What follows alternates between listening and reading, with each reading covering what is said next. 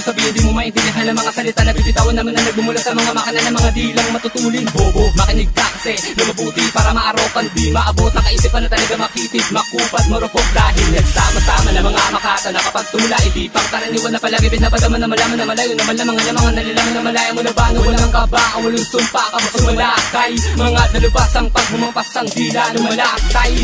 Walang katumbas, pinakamalakas lang ang babakas, di mabubura. Sabihin mo sa'kin kung sa'min ay meron na bang umubra. Hugma sa aking isipan ay kung saan na lang